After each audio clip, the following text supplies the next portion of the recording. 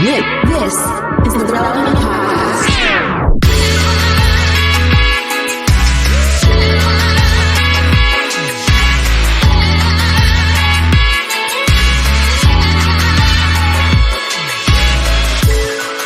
It's episode 999. Your eyes do not deceive you. And it's the Relevant Podcast. Here in Orlando, I'm your host, Cameron Strang, and joining me from Loverland, Virginia, is Jesse Carey. Hello, hello. From Austin, Texas, author, speaker, podcaster, Jamie Ivey. Hey, guys. And once again, filling in for our long-lost Derek Minor, no, he'll be back next time, is our very own downtown Emily Brown. Hey, y'all. We have a great show in store for you today. Coming up later, we talked to one of our favorite indie pop artists, Dayglow. Little behind the scenes. There's a magazine feature with Dayglow coming up very, very soon. You're going to find out more about it. But you sneak peek. You early adopters here on the podcast are going to get to experience some of that conversation on today's show coming up later. Don't miss it. And then at the end of the show, Tyler wrote a game called State the Facts. State the Facts. Wow. Already nervous. I don't know anything about it. Just get nervous now. It's happening. So don't miss that. All right. You guys doing good? You ready to do this? Let's do it. I'm so ready to do this. All right. Born ready for this moment. Look at us. We're just, I am plowing through this 999 because, there's a lot of great stuff to get to. It's 999. It's insane. We started this show in August of 2005. And you guys were the first podcast I ever listened to. I'm sorry. Fun fact. When we launched, we were one of the number one podcasts in the world. It was like us and This American Life and like Mark Maron. Because we were the only three that existed at that time. Right. Wait, so you said you launched this in August 2005? Yeah. Okay, so I was in the 5th grade. Uh-huh. Oh. So I was not even aware that podcasts were a thing back then. Yeah. You would not have been allowed to listen to our show. Was it very, relevant very after blue. dark? It was very blue. Yes. We didn't know any better. We thought podcasting was like Howard Stern. You had to like cuss all the time. And so, we did all that. It was, it's pretty outrageous. We had a soundboard, a Wonka Wonka horn. Uh-huh. Most of it was prank calls. See, I can't tell if you're joking right now or not. Of course we're joking. It was this show. I know, but I know the two of you, and I wouldn't put it past you. There had to have been at least a few prank calls. What are you talking about? No, not that part. The prank calls. The prank calls. There was a time where I pitched that, and it did. My least favorite thing in the world is prank calls. I love it. I would listen to Jesse prank call people all day long. That's what got my college radio show canceled, is because we did prank calls live on the air, and it got us in trouble, and they pulled the plug on our show. Censorship. I'll say this. When I have people over and it's like, hey, remember when we used to prank calls in high school? Yeah, let's do something. And so the era of the iPhone has made prank calls much more difficult because, a lot of people just don't answer unknown calls anymore. So your best thing, and you feel bad messing with people who are answering a phone for a living. Like, they don't want to work at the call center, and they especially don't want to hear you, wasting their time with some just, insane prank that you're going to extend for as long as possible. It's really the art of prank calling. Steve Jobs killed it. And it's hard to reckon with that. No prank calls on this episode, so it's safe for little Everyone's ears. safe. Everybody But for the 1000th, who knows? Oh gosh, we're going crazy. We should finally have a prank call segment. Oh my God. We have to call places that are obligated to answer their phone, like a church reception desk. I mean, we're having a meeting here That's terrible. shortly about the 1000th episode, making plans, doing an unusual episode. So have we started that meeting, basically? Is that what's going on right now? This is it. Welcome to the meeting. Jamie, you're opposed? You think that church receptionists should be off limits for pranks? Off limits. They do too much. They have to deal with so many mean, angry people. It's not going to be mean-spirited. It'll be hilarious. They have to keep track of the pastor's mistresses and who he's seeing today. What? Stop. Who he's DMing today. Stop. No? Oh, sorry.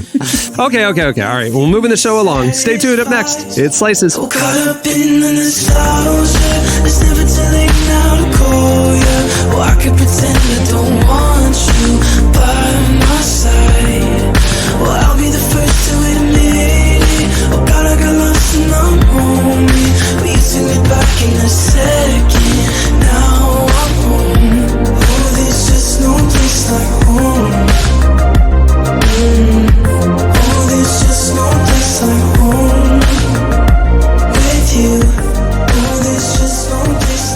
NOSLY. The song is Nostalgia. Well, today's show is brought to you by World Vision. Women and girls in poverty face more obstacles simply because they're born female. But World Vision knows that when a girl's God-given potential is unleashed, extreme poverty doesn't stand a chance. Children are better cared for, families are stronger, and communities are more prosperous. With your help, a girl can grow stronger, be healthier, go to school, learn her value, marry, win, and who she wants, and even start a business. To sponsor a girl today, visit worldvision.org/stronggirl. That's worldvision.org/stronggirl.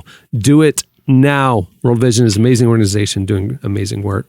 Okay, it's time for Slices. What do you have, Jesse? All right. This one, this one isn't anything that I feel like is going to be revelatory, but I do feel like it's probably a good reminder that reading negative news all the time can have pretty significant impacts, not just on your mental health, but on your physical health. There was a recent study out of Texas Tech University. And essentially what they found is that they had polled over 1,000 people, and they asked them about their news consumption and about a variety of mental health issues and just their perception of their health, if they're feeling sick. And they found a correlation of people who constantly read negative news. It was a reasonably significant number, like 16% of the people who read negative news, had more frequent feelings of just like illness and, specifically feelings of anxiety and depression. And as they point out in the study, constant stress and anxiety does release, hormones in your body that have long-term negative effects and short-term effects too, inflammation and insomnia. But they found the correlating factor to be consumption of negative news stories, which, it's not surprising, but I do think it's a good reminder that doom scrolling isn't just something that, isn't always a good use of your time or might be unproductive, but it's also could have actual health benefits, it could be detrimental Adverse, to your, adverse effects to your health. I know for me, I like consuming news and I like knowing what's going on and kind of reading different opinions on things.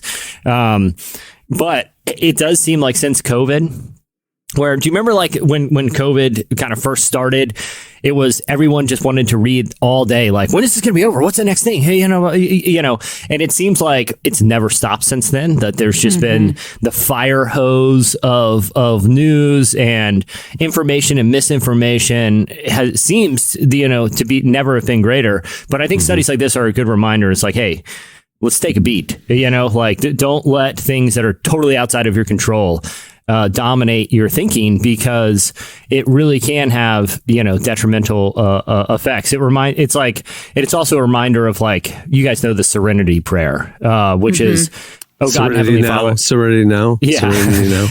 But that's a Seinfeld reference. Yeah. Essentially, that you're asking God, grant us the serenity of mind to accept which cannot be changed, the courage to change which can be changed, and the wisdom to know one from the other. Like, I think that's an important thing when you're reading the news. Like, sometimes this is outside of our control. Like, we can pray for stuff, or we can, have informed opinions about things, but there are things that we can control directly in our lives, and let's not let the consumption of all this bad affect what we actually can do positively in our lives. I stopped watching TV news like years ago because I could not find any station that told me information without blatant bias. Obviously you're human. There's going to be a bias in anything that's written or said, but like overt, I was like, can I just get information, please? Can somebody just tell me what happened today, and not like keep harping on what, they're bad and you're bad and everybody's bad. So I read news like we have to for our job, but I do not turn it on TV ever. I think, like you said, like this study isn't surprising at all, because I can even just tell between, like you said, Cameron, like for my job, I have to read the news. I have to stay informed. And like, compared to my friends who have a better excuse for avoiding news, I can sometimes tell like they're not affected by things in the way that I am. So like, I think probably the biggest example was when the school shooting happened in Texas earlier this year. I was just reading everything I can, trying to figure out what's going on. So then we could, share stories or report on it and stuff. And I have friends who are teachers, and for their mental health, they did not engage with it, or they tried to engage with it as little as possible. Mm-hmm. And just even in talking with them, I could tell like I am feeling like so much weight about, and not that they weren't feeling bad about it by any means, but just like, even in our conversations, I could tell like, oh, this is really weighing me down. And I do need to have that balance of engaging with it, but then also stepping away and maybe engaging with something else, or just putting like, I am never on my phone after 5 o'clock, honestly. And my friends hate it because they try to text me and I just don't see them. But it's like, if I have my phone, I'm going to be tempted to look at the news, and I do it all day and I can't do it all night too. And, it's tricky, but for my own health reasons, it's like, I can't be engaged 24/7. And I don't think as humans, we're supposed to be engaged with news 24/7. I think like there's these studies that show that this generation has more like depression and anxiety than ever before. And I think it's because we're on our phone all the time, because before, you weren't aware of every possible thing going on in every corner of the world. And now you see it, and you're also expected to care about everything. And I think that's a whole other issue, but it's overwhelming. Yeah. It's a lot. And I think we have to give ourselves permission to say, I care about the world. I want the best for it, but I can't help it if I am just in this pit of despair all the time. I have to pull myself out before I can try to figure out if there's anything I can even do to affect the world. Yeah. It's like I was watching the new Jon Stewart show on Apple TV the other day, and it's like even this style of like, hey, let's interject the news with comedy, Colbert or The Daily Show, like watching. It's not fun anymore. You know what I mean? Like, nope. And I understand, and I'm not anything against Jon Stewart. Like, I've appreciated his work for a long time, but I think it's like, hey, to your point earlier, Cameron, sometimes maybe just get my news and then have a little escapism with comedy or entertainment, and not have to feel the obligation to interject everything with awareness of terrible things happening, because it can have a negative effect. Find times and ways to be informed, but also find times for a little to come up for air just for your own mental health, On Twitter, I follow only basketball and humor people and Derek and Relevant. That's it. So my Twitter, like, no news, no heavy, no fighting. It's just laughing and talking about basketball. That's like literally all I do, because I have all to. You need. You might have the happiest Twitter feed then. Oh, yeah. I do.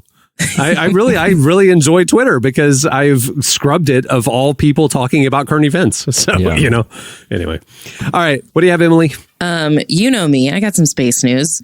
That's all I really ever want to talk about. I did not know that you like space this much. You have a tattoo of space. It's coming out every week. Yeah, I feel like we should talk about space more, because I know everyone's scared of space, and sure, it's big. I'm not. I'm into space. I had a scrapbook in 4th grade of newspaper articles about the Challenger. Let's dig into that more.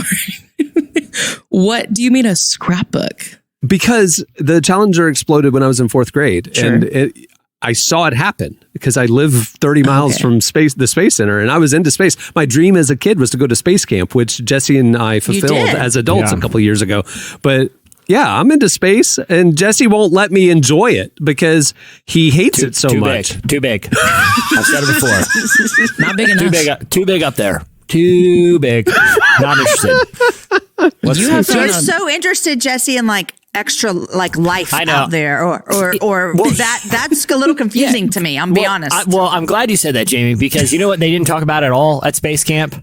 What? Aliens. Like, great. I know, because the thing is, like, space people don't want to talk about interesting space stuff. They just want to talk about, well, the rockets and gravity and soil samples. I don't care about any of that. Okay, like, tell me about moon rocks and what is. Yeah, let's talk about the cool stuff, man. We're breezing. You're telling me space is so big. There's so much cool stuff we could talk about, but anybody that's into space just wants to talk about rockets and dust and meteors. I don't care about any of that. Maybe next week we can do a What's Jesse Thinking, because I've been digging into like the work of this really interesting physicist. His name is Sylvester James Gates, and he has all these really interesting theories that involve like simulation theory and string theory and all this stuff that I feel like has deep religious implications and deep like just ideas about the fundamentals of the universe.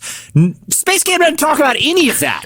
It's hey, you're only going to weigh 65 pounds on the surface of the moon. Let's take about an hour and a half to strap you to this device. It's like, no, I get it. I weigh less up there. Okay, let's talk about them aliens. Emily, Jesse did not want to go. We were gifted the opportunity to go by Nat Geo because they were promoting the Mars series that they did a few years ago, and so it was a bunch of journalists, and so we're at Space Camp, and it's literally like all these journalists accepted the invitation because they wanted to go to Space Camp. They were interested in this. They were probably a science reporter or whatever. They were like, this was cool because this is like real astronaut training facility stuff. And so we're in the very first meeting, and Jesse's there thinking it's just going to be like, we're just farting around. Everybody's in on the joke. It's not a big deal. Yeah. Then the jumpsuits came out. Right. Yeah. They gave us jumpsuits for real. And so we're all there in our jumpsuits, and they're kind of assigning teams and like, okay, you guys are going to go train this way. You guys are going to do this. Da, da, da. Okay. We're going to go on the shuttle simulator. We're going to do this. Everybody's going to have different roles. And they were saying, so we'll need like a commander. We'll need a navigator. We'll need a this. We'll need mission control. And they didn't even ask the question. Jesse yells out, "I will lead us." And I could look in the room. There was not a leader in that group. Okay, we were doomed for a bad time if one of those nerds led.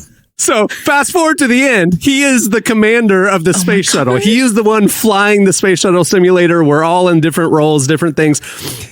And the whole thing is like VR, you can see like mission control is watching our flight, right? We're coming down to land the space shuttle, which if it lands like an airplane. It's got wheels and lands on a runway.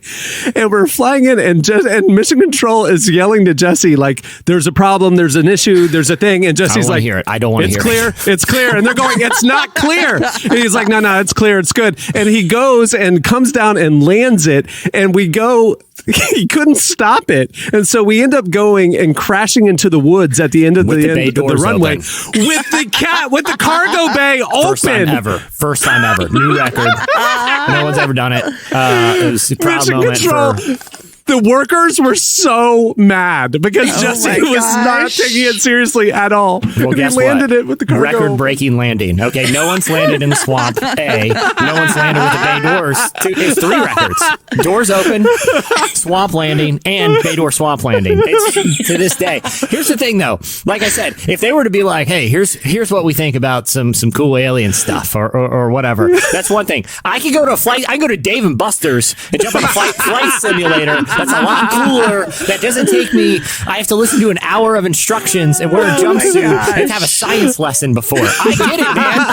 Space shuttles are complicated. They're literally a whole field of rocket science. I'm not pursuing that. I trust the rocket science knows what the scientists are doing because they're rocket scientists. I don't need to know. Just like I said, I could go right down the street, $10 and do like 6 awesome simulators, and I probably get to fire missiles and stuff. So step up the game, Space Camp.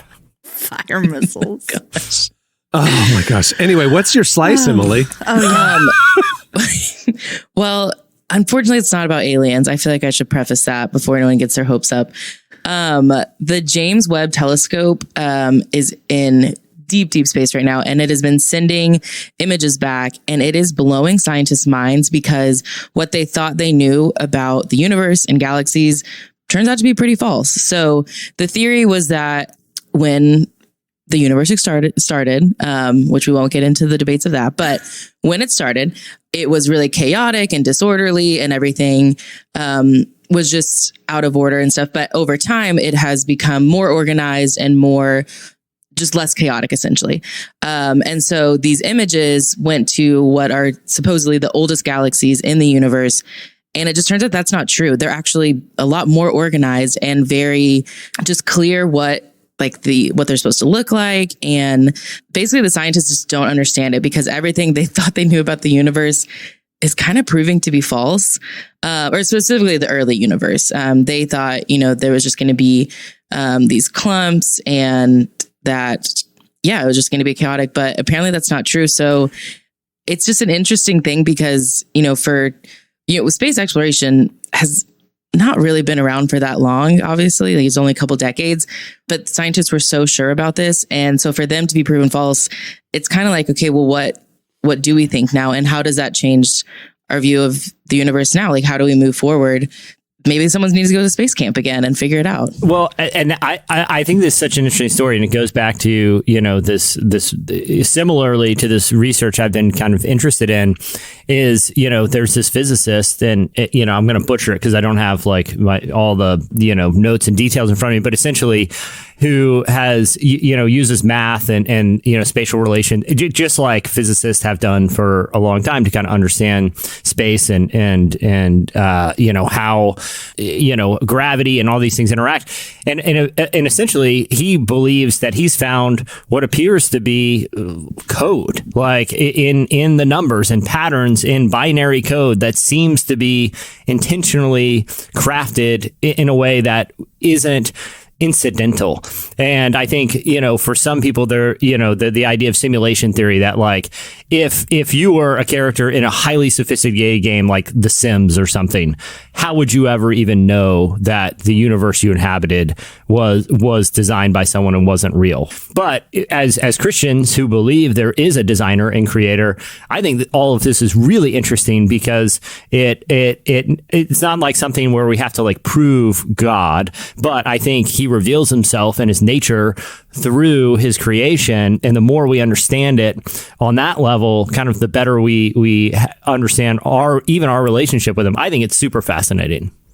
Yeah. And I think that's why I love space for this reason. I think a lot of people with aliens, with space, and all the theories about it, people think like, if you believe these theories, then you're kind of almost like going against what the Bible says about how God created the universe and stuff. But I don't think that's true. And I think this proves it, that there was a plan, there was intentionality in it. And so for me, this is exciting as a Christian because I'm like, this to me proves God more than the Big Bang Theory. I don't know. Maybe that's just me. But. Emily, you said in passing that you have a space tattoo. What is it? Just a bunch of dots all over your body? Like, it is. There are a couple planets and stars and an alien spaceship, and it's a flying saucer. Yeah, flying saucer. I see it. Okay. Yeah. Nice. Oh, nice. I get a lot of compliments on it. You could keep just adding dots, and I've thought about adding something beneath because there's nothing beneath the like beams that's supposed to like, I guess, abduct or whatever. Yeah. I've been trying to figure out what I want to do. I've thought about a cow. That'd be kind of funny. A space shuttle with the cargo doors open. Oh yeah. Landing, like laying in a swamp. Yeah. I mean, I know it's memorialized. It's iconic. I mean, I'm assuming we haven't gone back, not welcome back, but I'm assuming at space camp, there's at least a plaque, if not something greater, to memorialize that landing. I think you probably made it on like the tutorial video of what not to do. It was funny watching how irritated they got when I would not take things seriously. Irritated. Maybe we could prank call them later and see how they're doing. I would prank call Space Camp.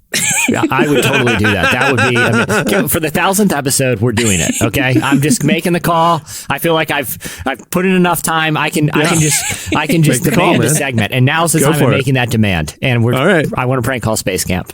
Okay. Well, normally right here is where I would go, all right, Jamie, what do you have? And she would then regale us with a very interesting slice, and we would all talk about it and probably share a few laughs. But we found out, I'm recording this after we recorded the show, we found out in post-production that during Jamie's slice, her mic completely cut out of the recording, and we lost it. Our normal backup got lost. Everything got lost. And so, unfortunately, we were not able to recover Jamie's slice, and we ran out of time to re-record it. So, unfortunately, we have to move the show along without Jamie's slice. It was great, though. Man, you guys don't know what you're missing. Luckily, we fixed everything right after this segment, and the show can continue like normal from here. Coming up next, we talk to Dayglow. Can't even see you right in front of me talking. Your lips lips are moving, I don't hear a thing. No, you're not getting through to me, and I know you'd rather turn the other cheek, but you hit me up 1,000 times a week. Scared to tell you that I don't want you to leave, 'cause I know you could. Yeah, I know you could. This can't be right, I was scared and I need someone to calm me. You're listening to Del Water Gap. The song is Better Than I Know Myself. Well, today's show is also brought to you by He Gets Us, a national campaign sharing a fresh perspective on the story of Jesus. Why? Because the story of Jesus has been obscured. His name's been used to both harm and heal, unite and divide. But how Jesus actually lived is not at all convoluted. He loved radically. He suffered deeply. He always put others first. And He Gets Us is telling that story to anyone who will listen. As Christian leaders, you know that story and you know how powerful it is. You also know it can be hard to tell it in a way that gets people's attention. The He Gets Us campaign has developed a platform to do just that, to share the story of Jesus on national television and on individual phone screens. And it's working. The campaign has over 315 million views on YouTube alone, not to mention Facebook, Instagram, and broadcast networks. And this is only the start. They have some exciting stuff in motion. Visit HeGetsUsPartners.com to learn more. Well, our guest today is Sloan Struble, a.k.a. Dayglow. He's an exploding indie artist from Texas. You know his hit song, Can I Call You Tonight, and Close to You. He sat down with Tyler to share why he wants to make happy music for serious people and how he's staying true to himself even as he grows. Like I mentioned at the beginning of the show, this is a little like sneak peek. Our fall issue of Relevant, both the enhanced tablet edition and the web version, is in the finishing stages. You will see it probably on Monday. You're going to see it next week and find out a lot more about it. Well, Dayglow is one of the features in the issue. It's a fantastic piece.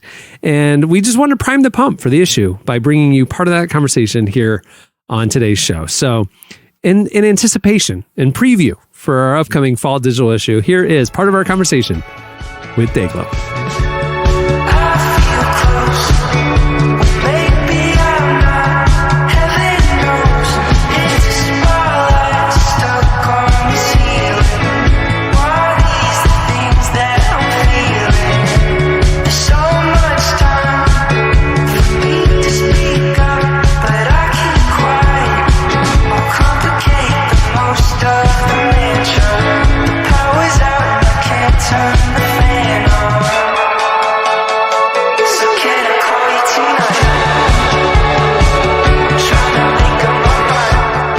It seems like, in listening to your music sort of stands out, especially from the music that I was listening to, especially like when I was a little bit younger, when I was like a teenager.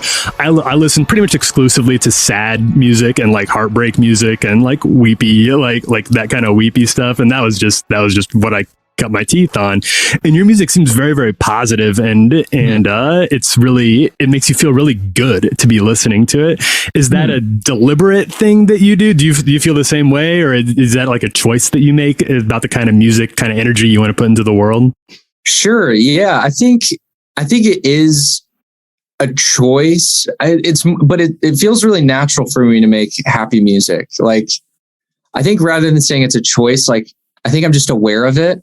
Like, I'm self-aware that it's definitely happy music, but it's naturally what I make. Like, when I sit down to make music, I think it's therapeutic for me. And like, I try to make songs that melodically lifts you up. I think that's just one of the most mysterious things about music, is that like melody can evoke emotion, and even like how things are produced and mixed matter. And it's weird. So like, I, as an artist, feel like I would rather express and explore those emotions than the alternative. But then again, there's a time and place for everything. And I listen to sad music sometimes, Sure. But for what I make, I like to make music that lifts people up and makes them want to dance.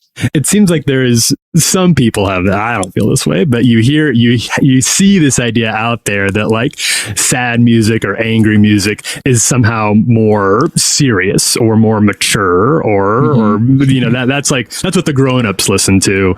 And then positive music is more like kid stuff. And I feel like what you do kind of turns that on its head, or shows that that's just not always the case. It doesn't have to be the case, at least. And I appreciate that. Thank you. Yeah, that's definitely the goal. Like, it's a really delicate balance where it's hard to do that. Like, it's kind of treacherous territory to try to make serious, optimistic music. Because it's just almost always seen as like an ignorant thing. And I guess it's just like, I don't know, it makes sense, but this is something I wanted to try with Dayglow and the music that I make, is maybe I could do it, like music that's taken seriously and it's fun, My memory is not like the other one. Turn to strike my face. Always second place. Tell me again, why is it I never can do anything right? Complicated theories of life. Do you feel like as you've done this and as you've pushed it, do you feel like there's been do you feel like it's received that way? Like, do you feel like your fans, the people who listen to you, the people who come to the shows, are they maybe looking for that? Because honestly, we're in a time of a lot of, we're coming out of pandemics and there's a lot of weird economic stuff. Obviously, there's lots of reasons to be kind of sad and scared or whatever. And like you said, the music that we listen to can have a real impact on our emotional state and can turn things around. Do you think that might be part of the reason that people are attracted to Dayglow? I think definitely. Yeah. Like Dayglow shows seem to be very therapeutic for a lot of people. And that context is great for me because, I didn't really get a lot of touring experience prior to the pandemic. And I made my first 2 records, like before the end of the pandemic, and so I've been touring for, I guess, a year now. And I really now have the context of what people want a Dayglow show to be like and what they're looking for. And it's just really good to have that context. And so People in Motion, my next record, kind of came out of that context and knowing what this world that I have kind of accidentally created is.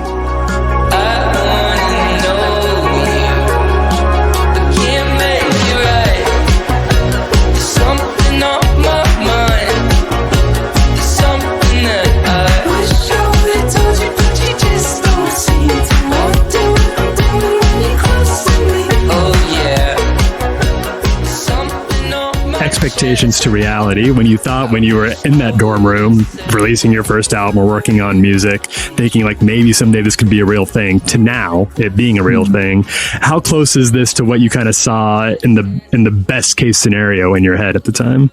I have no idea. It's so hard to look back and like remember like things, especially just when everything happens so fast. Like, I wonder if when I'm 50 or something, I'll be able to look back and remember, because I definitely don't now. And maybe I'll be able to be like, oh yeah, that's what I thought.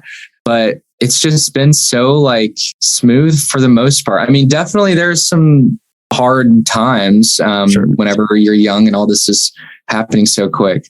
But yeah, I don't know. I've just always been confident in what I created. And I think my reason for making things is like, I'm just always trying to have fun and like make music and not like worry about like the algorithm or like worry about, selling it or like getting with this label and doing this thing. Like, it's always just about having fun and making music. And so it's still the same thing that I was doing. More people care now, which is really cool.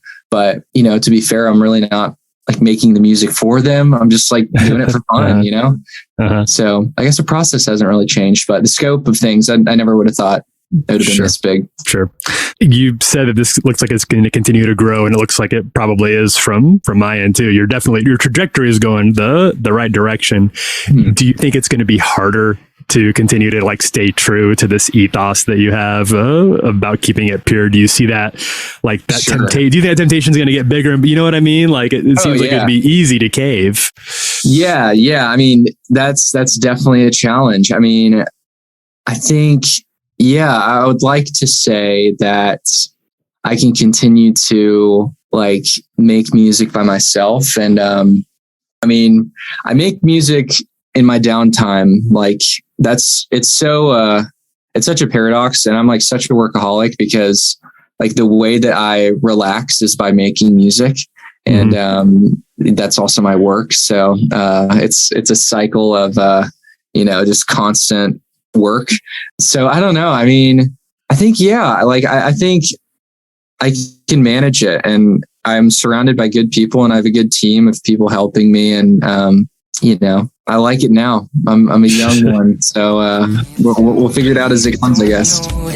Probably the same things.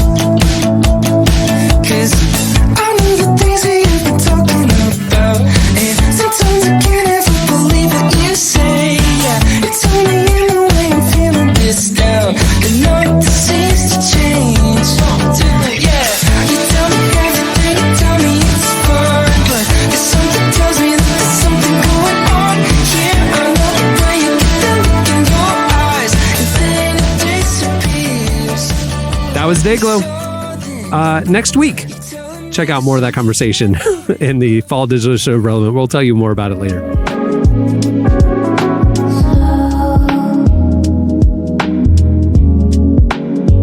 We all slowly move, just like a river's flow, never ends. Gentle hollows slowly, no longer young to be. I'm where I belong. You're listening to Men I Trust. The song is Serenade of Water. Okay, it's time for... State the facts. All right, this is what Tyler wrote. This is his intro. America. I do not agree with this. I've scanned ahead. I do not agree with what I'm about to read. America. 49 beautiful states and also Florida. That's what he wrote. He wrote that for you. Truly, there has never been such a vast and diverse collection of communities bound together under one statement of our highest ideals. And though we may bicker and disagree at times, it's exactly those differences that make us all stronger. Each state has its own unique strengths and weaknesses that make it an important addition to the overall makeup of this nation. But which state has which strengths and weaknesses? That's what you're about to tell us. Each state in the U.S. is best at something and also the worst at something. In this game, you will be asked to figure out what those things are. If you guess correctly, you can rest easily knowing that you're contributing to the grand experiment of democracy. If you're wrong, you further tear the bonds of this nation asunder, risking a collapse of norms and hastening the rise of fascism within our borders. Wow. The stakes are high. Yeah. Okay. No biggie. No biggie. I'm in. We're gonna go round robin here. Emily, you're up first. It's all multiple choice. Which state is safest for workers? Is it New Hampshire, North Dakota, Indiana, or California? Say them again. Safest for workers: New Hampshire, North Dakota, Indiana, California. North Dakota. California is the safest state for workers. Jesse, you're up. All right. Which state has the highest library usage? Is it New York, Utah, Ohio, or Oregon? Wow. Oh, man. I mean, I'm trying to think. I think there's a curveball here because I'm supposed to think which one has the most reading. But most people go to the library, to use free internet and just goof around. I'm going to say Oregon. Ohio. Ohio is the correct answer. Yep. All right, Jamie. Which state has the highest amount of political corruption? New York, Here we go. Tennessee, California, or Nevada? Political corruption. I think I'm supposed to say like New York because those people are all corrupt up well, there. Well, Nevada, you got Las Vegas. That's true, but I think I'm going to go with Tennessee. Tennessee is correct. Highest amount of political corruption. Yep. Mm-hmm. Interesting. All right, round 1 is done. Jamie's in the lead. All right, one more round. Hold on, 2 more rounds. That's it. Now it's worth 2 points each, so it's still anybody's game. Here we go. Emily, which state has the least amount of political corruption? Least amount of political corruption. Is it Nebraska, Maine, Delaware, or Alaska? I'm going to go with Nebraska because I feel like they're just kind of Nebraska. It's Nebraska. Wow. You're right. Just living their life. Yeah. Good for them. The corn. All right. Jesse, which state has the most criminals who are women? Is it Iowa, Idaho, Washington, or Oklahoma? I don't know. This is kind of a loaded question here. I feel like I'm getting in trouble. And please explain the why of whatever your answer is. I'm just going to randomly guess one because if I think through this or say anything, I'm definitely going to get in trouble somehow. So I'm just going to randomly say Oklahoma. It is Oklahoma. That's Look at what I that. was going to say. I lived there for a while. I will say anecdotally, I lived there for a while and I was mugged 7 times by women. So, all right, Jamie, which state has the highest reported level of personal well-being among residents? Okay. Is it Texas, Kentucky, Utah, or Mississippi? I'm going to go with Utah. I think the that is correct. You guys swept the board in round 2. There you go. Look at that. All right. Last round, 3 points each. Right now, Jamie is currently in the lead, 3-2. Here we go. Which state, Emily, this is for you. Which state has the lowest IQ? Is it Wyoming, Maine, Rhode Island, or New Jersey? I'm not going to explain why I think this, but I am going to go with New Jersey. The answer is Maine. They're just stupid fishermen up there. I don't know. Okay, my explanation was that I watched Jersey Shore when I was in high school, and I felt like they specifically are bringing it down. All right, Jesse, which state has the highest level of church attendance? Alabama, Kansas, Oklahoma, or Florida? Once again, all these women, when they commit these crimes, they get out and want to turn their lives around, go right to church. I'm going to go with Oklahoma. The answer is Alabama. Alabama, man. All right. Well, that means, Jamie, you win because they've lost. But here we go. To prove my win Just even prove more. your dominance. You can humiliate them with this answer. Here we go. Which state has the most identity theft? Colorado, Missouri, Florida, or West Virginia? It's Florida for sure. Because all the old people. Florida is correct. There it is. That's why, I don't know if you guys saw this, Ron DeSantis' new campaign slogan. It's not a joke, Jim. It's not a joke, Jim. And that's it. And people know we're going to crack down. We're going to crack down. We're sending offenders straight to Oklahoma. Well, congratulations, Jamie. You dominated that game. You know our country so well. All right. Before we wrap things up, I want to thank Dayglow for joining us. Again, a little preview action for our fall digital issue, which is coming out next week. You will hear more about it next week, but check our site on Monday. Check our socials on Monday. It'll be rolling out, and you don't want to miss that feature and so many more that you'll find out about when we talk about it later. There you go. If you're not a Relevant Plus subscriber, do it now. It is the best way to experience our content. You get an ad-free, unlimited access. It's unlimited viewing at relevantmagazine.com each day, ad-free. You get an ad-free version of this podcast plus an exclusive subscriber podcast each week, and you get the beautiful ad-free version of the magazine. Plans start as low as $2.50 a month. You can go check everything out by clicking the Relevant Plus tab at relevantmagazine.com. Also, while you're on our site, make sure to check out our weekday devotional series, Deeper Walk. It is presented by Lumo. It's right there in the faith section every weekday morning, or you can sign up and get it sent to your inbox. It is a fantastic way to recenter yourself and start your day the right way. Also, make sure to check our site all day, every day for the latest. We're covering the intersection of faith, life, culture, and justice. Follow us on all the socials. We got a lot of great content that the team's making every day. You don't want to miss out. We're on pretty much every platform. Okay, on that note, we'll wrap it up. Woo, this is it for 999. Ooh, you don't want to miss the 1,000th episode coming up. We got some plans, y'all. All right, end of an era, 999 in the can. On that note, we'll wrap it. I'm Cameron Strang. I'm Jesse Carey. I'm Jamie Ivey. I'm Emily Brown. We'll see you next time for the 1000th episode, everybody. Don't miss it. Crazy.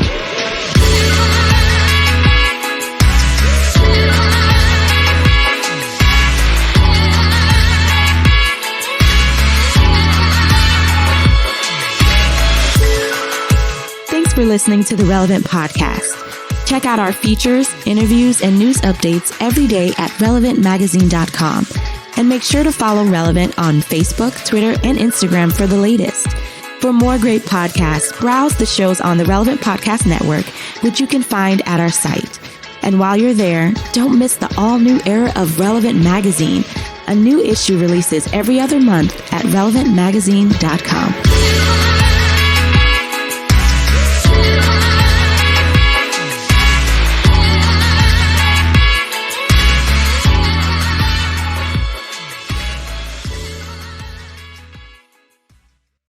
Too big up there. Too big. Not interested. Relevant Podcast Network.